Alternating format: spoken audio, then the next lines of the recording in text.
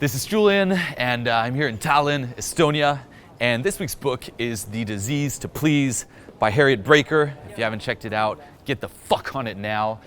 This is a book that actually originally caught my attention just because of my work, in success with women.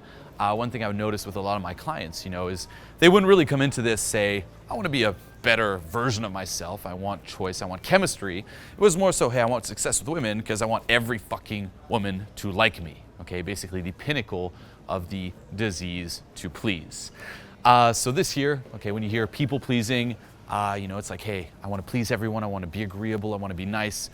On the surface, it doesn't sound that bad, but what you have to realize, okay, and what she explains in detail in this book is that it is actually an addictive, compulsive behavioral pattern where, on one hand, it doesn't just stop at being nice or saying yes. It's you being addicted to approval, fearing disapproval, just overblowing it in your mind, you turning a deaf ear to your inner voice. If there's something you want to say, you're not going to actually express it and be authentic and real, because that fear of disapproval, so you hold that back and that diminishes your self-esteem. And if you want to go even deeper, your self-esteem is actually even based on the things you do for other people, and you'll never fully succeed in pleasing everyone. It's not natural, it's not realistic, and because of that, it's this downward cycle where you just keep going down and down and down. Okay, so I'll crack into some of the notes I took while reading this, and if you want more information, I highly recommend checking it out. Let me know what you think in the comments here below, and as always, enjoy. So the first thing she does here is separates the disease to please into 3 categories. Okay, and she calls this the people-pleasing triangle. And those are mindsets, habits, and feelings. Now, the way I structure my notes here is I've kind of combined mindsets and habits together. Okay, so we're going to crack into those first, and we'll conclude with the whole feelings aspect of it all.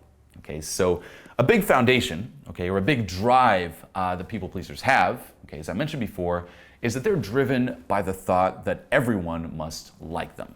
Okay, this is the foundation. It's like, hey, everyone should like me. Everyone should view me as a nice person, and to do that, I'm just going to be nice and agreeable and pleasing. If I'm nice to everyone, they'll all like me.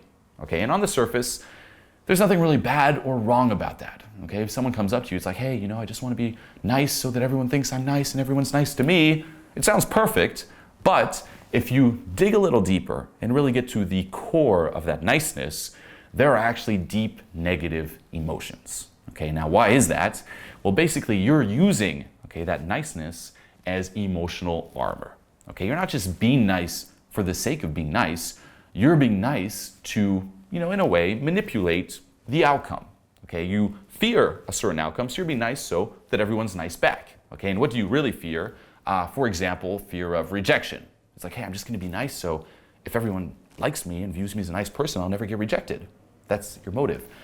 Fear of isolation, fear of abandonment, fear of anger. Okay, that's a big one too, like avoiding negative emotions. Anger within yourself, if everyone's nice to me, I'll never have to be angry at anyone. I'll never have to deal with that.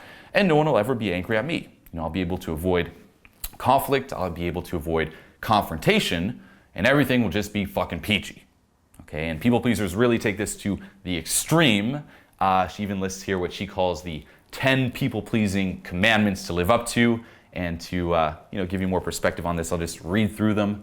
The first one is, I should always do what others want, expect, or need from me. I should always take care of everyone around me, whether they ask for help or not. I should always listen to everyone's problems and try my best to solve them. I should always be nice and never hurt anyone's feelings. I should always put others first before me. I should never say no to anyone who needs or requests something of me. I should never disappoint anyone or let others down in any way. I should always be happy and upbeat and never show any negative feelings to others. I should always try to please other people and make them happy.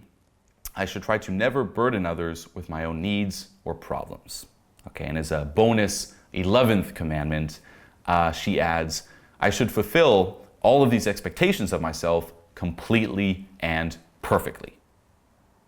Okay, those are the 10 people-pleasing commandments. And obviously, again, this is pretty out there, but in a way, as a people pleaser, you hold yourself to those standards. Okay, and in a way too, you set yourself up to fucking failure. Okay, why is that? Because guess what? You'll never be able to do this. Okay, you'll never be able to please everyone and be upbeat all the time, so on and so forth. And as soon as you don't, okay, because again, your standard is so perfect, you start blaming yourself, you start beating yourself down, you start being negative, and then that contradicts, say, I should always be upbeat and happy, and then it's this endless cycle. Okay, so in general, there's nothing wrong with having high standards or expectations of yourself as long as they're attainable, but these here are just not. Okay, they're toxic thoughts that reinforce a victim mentality where, as I mentioned, you're angry, you feel guilt, you blame yourself, and it's pretty interesting because you're trying to be nice to everyone, but who can you not be nice to? You. Okay, and building on this too, she lists out here what she calls the 7 deadly shoulds. So the 10 commandments, those are expectations of yourself.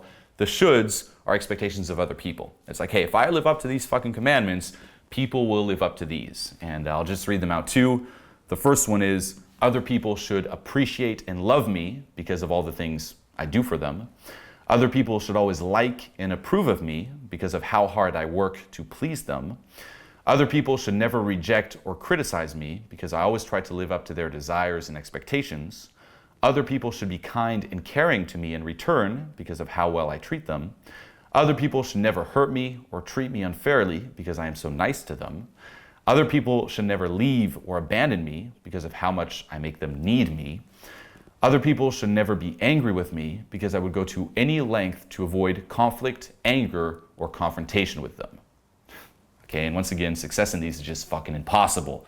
And similar to the 10 commandments, you're just setting yourself up for fucking failure because as soon as someone doesn't live up to this, and again, you can't control human beings, you're going to be mad, and then you're going to be mad about being mad, and you're just going to go down.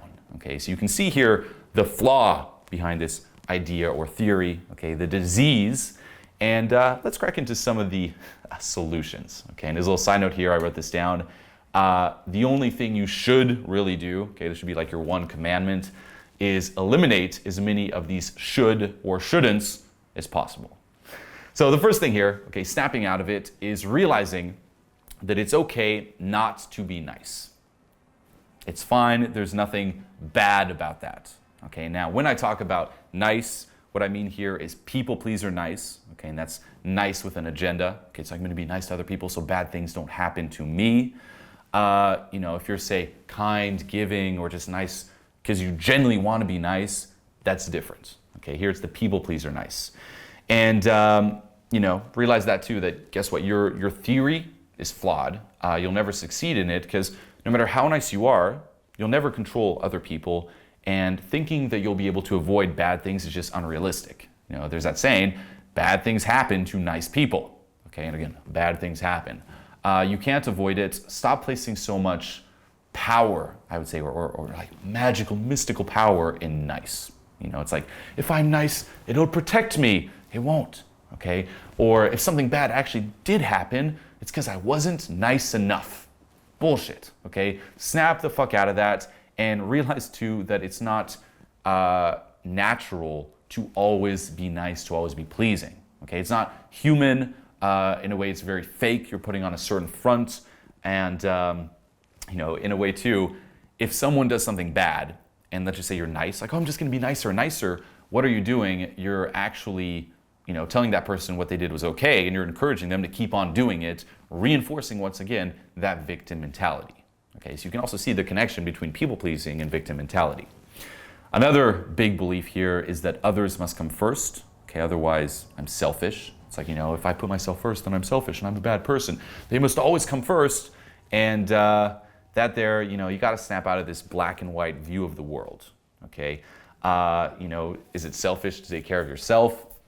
Yes and no. That's what I'd say. Because let's just view it as black and white. Okay, that's how most people view it. It's like I'm either selfish or I'm selfless. Let's just say you go the route of full selfless. I'm just going to do everything for other people. I'm not selfish at all. What's going to happen? You're going to keep doing for them. You're going to ignore your own needs, your own desires, like what you're telling yourself. You're going to burn yourself out. You're going to be very negative, very resentful, and you won't be able to help them. Okay? To help others, guess what? You have to help yourself first. And building on this too, if you really, view the world through this lens here, it's like others must always come first. I mean, it's a pretty ridiculously scary place. You know, from a, I wrote this down here, from a people pleaser's perspective, the world around you, there's basically powerful others, okay, who are controlling, demanding, rejecting, exploitative, and punishing, and the needs, okay, of these others hold the position of primacy that must be served and satisfied even at the expense of yours. That's the world you're living in. It's like, oh my God, these powerful beings, and they're going to reject me, and they're so cruel, and I must please them, and I must please them. Oh my God, okay, snap the fuck out of it, okay? No, it's okay to not be nice some of the time, okay? Ideally, it's, you know, put your needs first at times while simultaneously attending to the needs of others. Building on that too, I wrote this down as well. Nobody loves an overgiver. Okay, if you're just giving and giving and giving, no one actually likes that. You know, you think they would theoretically, but what are you doing by overgiving? When you give, you don't permit them to give in return. Okay, and this is big, and it just comes off as being manipulative and rejecting. You know, you deny them the good feelings of giving, and your motives become a little suspect. You know, if you're just like, hey, hey, hey, here, it's kind of like, okay, well that's weird. It's like, he's kind of overdoing it. It's like, what the fuck does he want? You know, what's his hidden agenda? Another one is you diminish the receiver, making them feel inadequate and making it seem like you're buying them, devaluing the both of you. You know, it's like, oh, well, he thinks he can, you know, I can just be bought. That person thinks they can just buy me. And another one is you make others indebted or obligated to you. And that then generates resentment, and it just poisons the relationship. You know, and you'll have that too, where you know, people will give you something, and you're like, oh man, thank you. But then, you know, when it comes time to say set a certain boundary or say something that's pretty harsh, you kind of hold back. It's like, well, you know, that person gave me that. I kind of owe that person, okay? And that there, of course, resentment. So overgiving is always bad. Let the other person give back, okay? And another interesting one here is by putting, you know, let's just say in any type of relationship, be it romantic or friendship, by putting your partner's needs first, you know, and you'll see this, like relationships, like, I like whatever food you like. You know, whatever you like to eat, I like to eat there too. Whatever show you like watching, I like watching too. Whatever you like, I like, you turn into a complete fucking bore. Okay, if you're just agreeable to everything, it's extremely boring. You just become a mirror, and it'll just kill any type of passion, and the relationship will suffer. Okay, realize here, there's more to you than what you do. Okay, and this is a big one of people pleasing, is our self-concept and our self-worth is really wrapped in our actions and what we do for others. It's like, I must do this, I must do this, I must do this, and the more I do and the nicer I am, that's what people think of me. But guess what? There's more than what you fucking do, okay? Don't base your identity solely on that, okay? And you know, you'll see this too with people pleasers, because they're so wrapped up in what they do. Even in a work environment, this will kind of translate into, you know, people pleasers are just often all work, no play type of people. You know, having fun, taking a nap is viewed as a waste of time. And you tell yourself, you know, I'll do that when I finish everything that I have to do for others. And obviously that'll never happen. Okay, there's always more and more and more and more and more. You know, the demands of others are just limitless.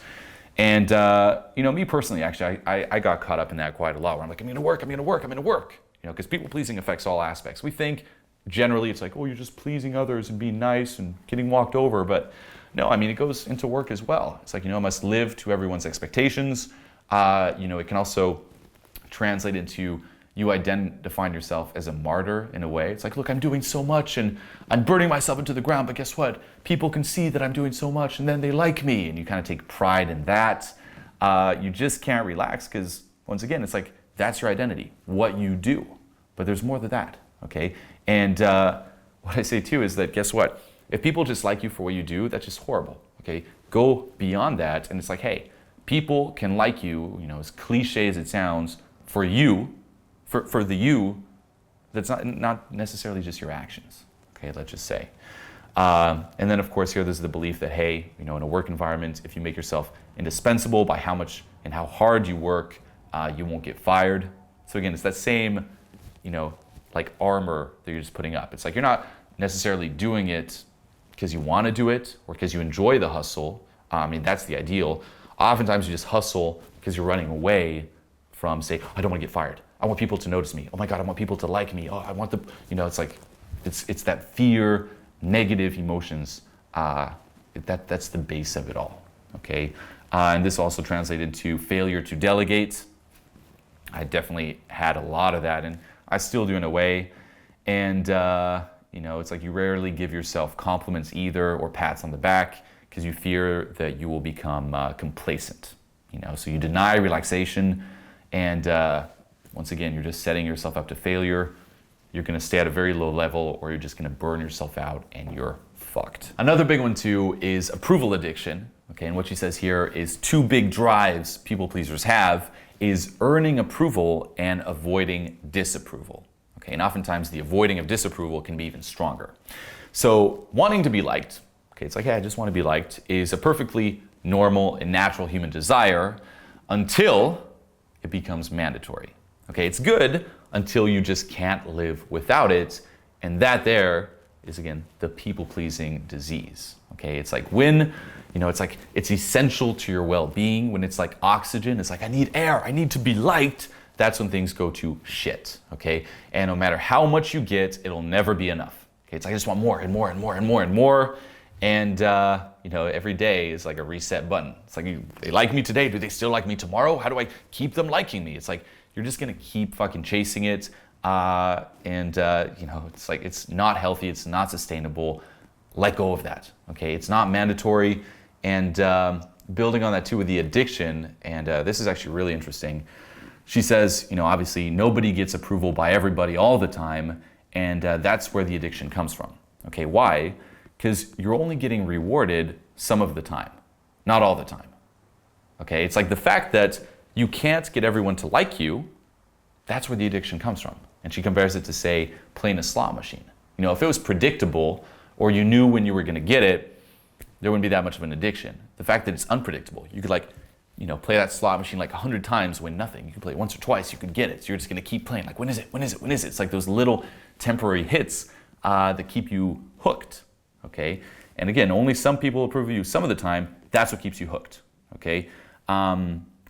When you're rarely certain you'll get the reward, that's part of the addictive experience, and this is why you proceed in a very self-defeating way, okay? You play the slot machine, okay, that's like you're looking for approval, and then you play more and more slot machines to increase your chances of approval. So you start with one person, it's like, give me approval, and then to increase that, you're gonna start doing it with everyone, and then, again, you try to make the whole world to fucking like you, and you end up exhausted and fucking broke, okay? So, you gotta snap out of that, and the plus side here is you can, okay? Realize that people-pleasing is something that you learned, and because you learned it, you can unlearn it. And to give you, some perspective here, how do we learn it? Oftentimes, it's role modeling, say, our parents. As a kid, you look at your parents, and through imitation, you kind of take on this attitude.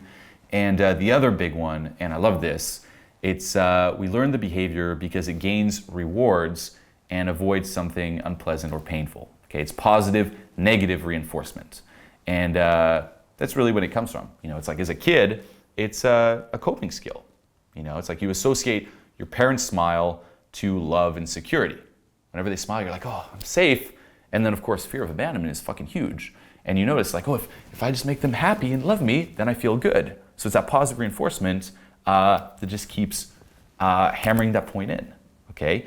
And the big key here is make the disconnect, okay? It's like, as a kid, it's like, oh, if I do something bad, that means I am bad, okay? I do something bad, I'm a bad person. That's the association. That's why you're always trying to do something nice, so you think that you're a nice person because your self-worth or self-concept is based on your actions. But realize here that they're different, okay? They're separate. It's like, just because you do something bad doesn't mean you're a bad person. It doesn't affect necessarily your self-worth.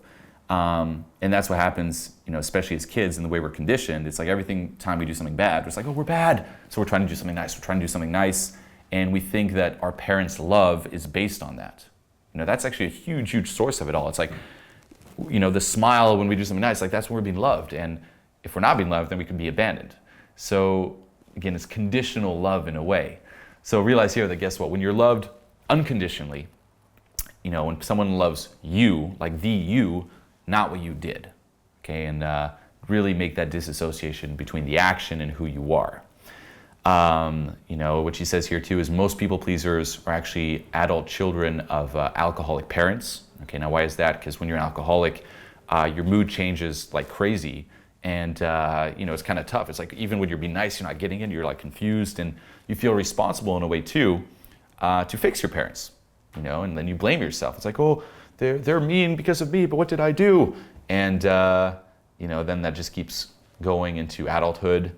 Another one too is childhood rejection. We all go through different traumatic experiences where our egos are bruised by something, either intentional or unintentional, and that leaves an imprint on you. And then you fear rejection so bad that, again, you start people pleasing. It's like, oh, I'm gonna try to be nice to avoid it, to compensate for that pain. Another one too is, even if, say, your parents were not, again, let's say you had like great parents even, a big form of people pleasing is trying to meet your parents' expectations, okay? Sometimes there's that very nice tight bond, and what happens is, as a child, when you're praised by your parents, that source of approval is so strong that everything else just pales in comparison. So he's like, oh, I'm pleasing. Okay, she asks, she tells you to ask yourself here in the book, are you still trying to meet your parents' expectations? Because that we even still do into adulthood. It's like we try to get that stronger hit of approval. She also says here, your parents may have had perfectionist standards, and then it creates that sense of you're never quite good enough, and it'll just always be out of reach, which gets you chasing it. And the less you get it, once again, it's like that addiction just keeps being reinforced. So again, stop living up to others' expectations here. Stop living up to your parents' expectations either. Accept them as who they are versus trying to change them or make them more approving of you. You're not here to fill their expectations or needs. You're here to live your own life, okay? And the healthiest way is to love yourself and approve of yourself. And if you have kids, do the same. Really focus on that unconditional love, not just based on the actions, okay? There's the being and the actions. Now, this also applies to relationships, okay? And the way it works here is you try to force dependency in your partners in order for them not to leave you, okay? So really notice the pattern here. You're always doing something to avoid a certain outcome. It's like, I'm gonna be nice so I'm never abandoned, rejected, people are never mad at me. I'm gonna overwork so I never get fired. I'm gonna force dependency. I'm gonna secure my partner's dependency and make them need me so much. I'm gonna be so nice and just cater to all their needs so that they can't live without me and they'll never fucking leave me, okay? But once more, there's a downside here, okay? It's flawed, and how is it flawed? Basically, by doing that, you're creating an unbalanced dependency, okay? And that'll then evoke resentment, okay? Why? Because your partner, okay, by you just doing so much, the same as being an overgiver, as we've discussed before, your partner will then feel weak, needy, out of control, and just not needed in return, okay? An unhealthy relationship is, I love you because I need you. Don't aim for that. A healthy relationship is, I need you because I love you, okay? Another big danger here, if you're a people pleaser in relationships, is it really is a mating call for partners with, let's just say perverse needs or desires.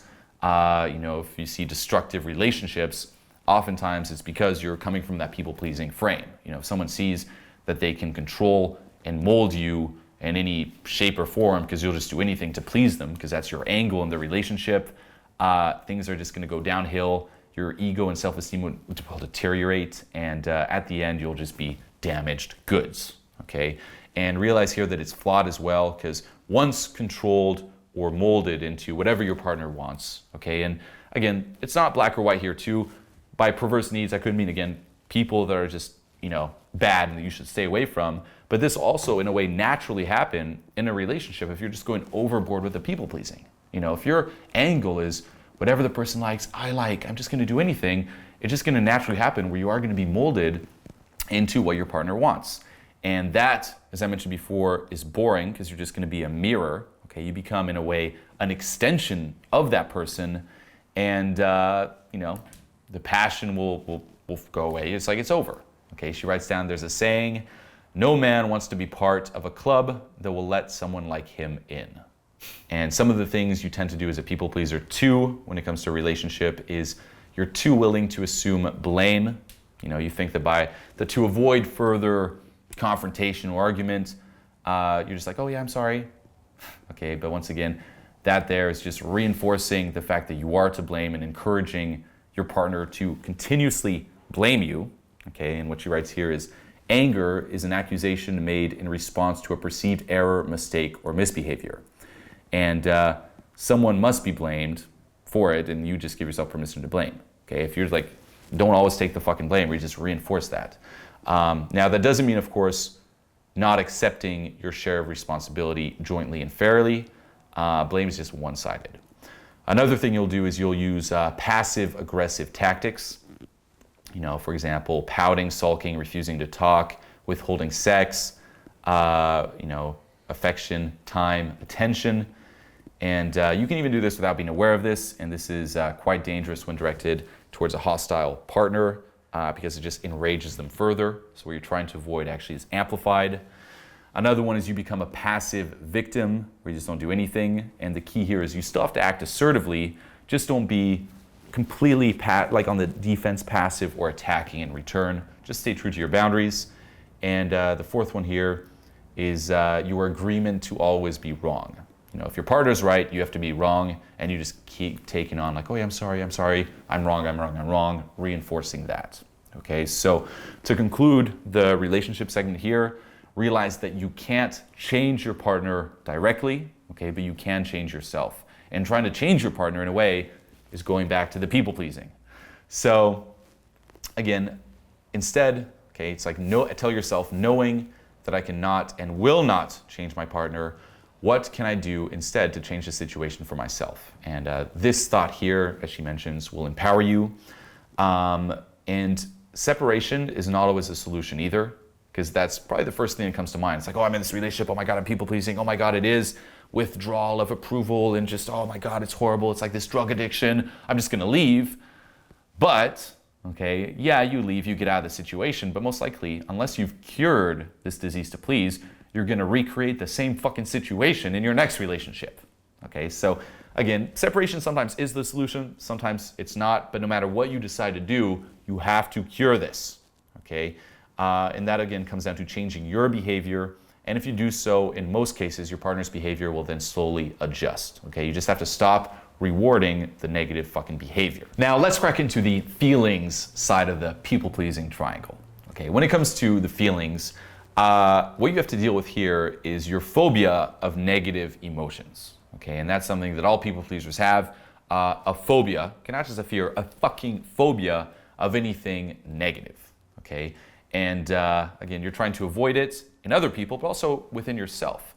And because you've been avoiding it for so long, you probably don't even know how to express negative feelings, again, negative feelings in a healthy way, which just keeps reinforcing the pattern. Okay, and here the key is conquering this phobia comes through exposure to the fear itself. You can't keep avoiding it. Repeated exposure, not just once or twice, but with controlled conditions to learn the appropriate responses and diminish the fear. Okay, if you avoid anger, conflict, confrontation, rejection, it's not gonna fix itself. At some point, you have to fucking face those fears, embrace those fears, and learn to deal with them in a healthy way.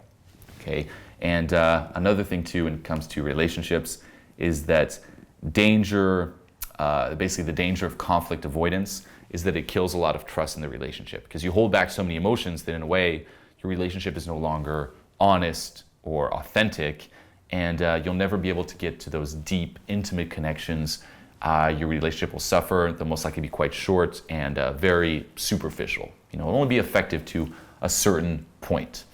So when it comes to fear of anger, a big misconception here about the nature of anger is, and she writes this down, you may equate anger, okay, which is an emotional state, with aggression, which is a behavior. Okay, and it's based on the expectation that it will always lead to a form of aggression, which is not always the case. Okay, so again, we tend to overblow it. It's like, oh, if we make someone a little bit mad, just overblow out like fucking crazy. And here's the other big misconception. Anger functions are like an on-off switch. Okay, it's like you're either calm or you're extremely angry, riled up, enraged. Again, it's not black and white. Snap the fuck out of that there. Okay, now some conflicts do escalate a little faster than others. Let's just say a conflict about fidelity or about money. This will rile up pretty fucking fast than say, where are we going to eat tonight? Which restaurants are we going to? However, okay, we tend to delusionally just overblow how bad the anger really is, or the aggression really is. Okay, and what she says here is anger always bad? No. Okay, it's not bad. Disassociate anger with being something bad. Anger serves as a key purpose to survival. Okay, it's an emotional reaction that something is wrong and that you might get hurt. And you probably feel some misplaced guilt about it. Okay, that's pretty common too. When you have that disease to please whenever you're angry, okay, linking back to those 10 commandments, you're like, fuck, I'm angry, I should always be upbeat. You feel guilty about being angry. You feel guilty about having a natural emotional response to something. And what she says here is you're not held morally accountable for having emotions, but you are in how you choose to express those emotions. Okay, so the key here is not avoiding anger, it's learning how to express that anger in a healthy way. Okay, and once again, this can go to that downward spiral where you're angry, but then you're angry about being angry.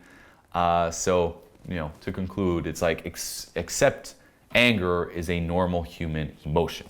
Okay, and make the decision that you will express it appropriately. Okay, in the first place, instead of suppressing it, denying it, and just holding it back. Okay, and something you can notice too if you do this, and I've noticed this more than a few times in myself, but also in a lot of people I know, is if you have like these very intense outbursts. It's like you may be talking to someone and it's all going well, and then out of the blue it's like, no, like fucking crazy. And you're like, where did that come from? It came from withholding it in the first place. Okay, the sooner you express it in a healthy way, the sooner you set a certain boundary, the better, instead of just letting it, rile up until the lid blows off. Okay, and she talks about this too, where she says, is it good for you to blow off steam? And in reality, no. Okay, that's just some rationalization for your own misbehavior, where the pressure builds up until there's like this explosive expression. Okay, when in reality, it should never even build up in the fucking first place. You should never have to blow off steam, because you're just always being honest and letting it out. Okay, and even by blowing off steam, the person you're blowing off steam to loses respect for you, and then it just goes down as well. Okay, so with anger, okay, or conflict, it's not always destructive, it's not always bad. Okay, when handled constructively, a conflict can be good. Okay, and this is crucial to understand. Okay, a few things that can come out of a good conflict, let's just say, is advanced mutual understanding. Kind of deepens your understandings of each other. New agreements of acceptable or unacceptable, of what's acceptable, what's unacceptable in the future are made. Okay, so you won't repeat the same argument again, and that's a big one. It's like you'll have different arguments, let's just say in a relationship, and because you avoid it or you don't know how to express it in a healthy way, it just never gets resolved, and then you just keep repeating them. So conflicts are good because guess what? There is an argument. Talk about it in a healthy way, deal with it so it doesn't happen again. Okay, and then of course it increases the overall sense of trust, security, and respect in the relationship. Okay, that can happen from a conflict. And here she lists out, okay, constructive versus destructive tactics when it comes to expressing anger or dealing with a conflict. Okay, and here are some big distinctions. The first one is more versus less information. Okay, in a constructive argument or conflict, the amount of information is increased. You share a lot about your feelings, your thoughts, attitudes, personal facts. You may even link back to stuff you dealt with in your childhood. You're making a lot of information available so you can both actually deal with it and there's stuff to work with. In a destructive argument, both parties withhold information. You may hang up the phone, walk out of the room, silent treatment, stuff like that. Okay, so that's the first one. The other one is flexible versus rigid. Okay, flexible is you're going into the conflict or argument in a very friendly, cooperative attitude. You're willing to negotiate. You're open for compromise in order to maintain, the well-being of the relationship. You're just looking for a very win-win type of solution. The rigid, adversarial type of way of dealing with it is you go in and it's like win-lose. It's like someone has to win.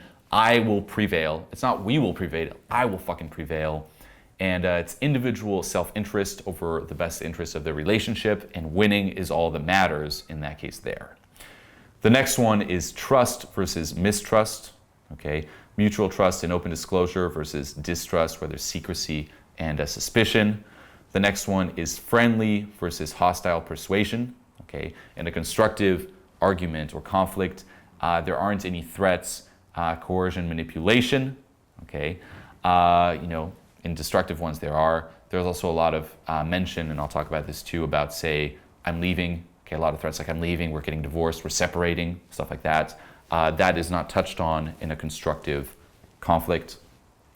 Responsibility versus blame, okay, there's no room for personal attacks or blaming in a constructive argument. All parties try to remain as neutral and objective as possible, okay.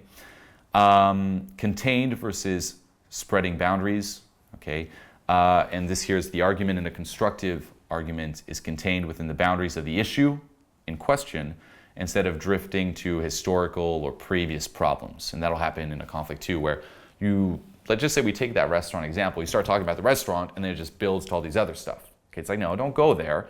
It's like you will have to fix that at some point. I mean, ideally that should have been fixed before, but stick to what you're actually arguing about. Okay, don't let, if you want to get, like both pain bodies, as Eckhart Tolle would say, just rile up and just take over, okay? Both parties agree to stay on point. Affirming versus undermining basic relationship values, okay? And that's what I mentioned before. There's no mention in a constructive argument here. There's no mention of question of the basic foundation on what relationships rest. So for example, no matter what the argument is, there's no threats of, like leaving or questioning fidelity, commitment, mutual respect. Okay, that's just pretty much assumed. You're just dealing with the issue at hand here. Okay, there's no threatening words like separation or divorce. You just don't question it. Okay, and the same with, if it's a work argument, it's not like, oh, your future employment may be at risk. It's like, put that aside, just deal with the issue at hand. The same with friends and family. Okay, there's no question of like future love or disownment or anything like that. It's like, if you really love me, you do this, or if you were a really good friend, or if you really cared about this company, that there is destructive. And the last big one here is resolution versus repetition, okay? And once again, in a constructive one, you're trying to find new agreements, okay? It's new agreements based on a deeper mutual understanding. There's an endpoint, and you leave the argument with a sense of empowerment, pride, renewed confidence in your ability to, weather problems and develop effective solutions instead of a destructive one where there is no endpoint, there's no resolution, there's no closure. Most likely you leave hurt, unsafe. The argument's going to be repeated at some point. There's a lot of resentment, anger, and or even just feeling wounded, stuck, upset. That there is destructive. Okay, so those are some of the guidelines, and as long as you learn how to express those negative emotions through that there, you'll start getting over that phobia, and that'll help a lot too in terms of curing the disease to please. Okay, and she concludes here, okay, small steps, big changes. As with everything, okay, right now, this brings a lot more perspective to the matter. Okay, if you want to go even more in depth, read the fucking book, but basically just start changing one little thing, and that'll then change another thing. There'll be the whole cause and effects. Like, just start untangling it. Okay, don't get all psyched out. Just for example, set some boundaries. Be like, you know what? I'm gonna say no sometimes. Done. Just that little change will help tremendously. Okay, so this book for me, again, absolutely fucking loved it, and the book goes way more in depth than I just did here. Made me realize a lot of things even about myself. It's like we all have that disease to please within us. A ton to learn from it. Check it out, and check beneath the video here for next week's book. And as always, until next time.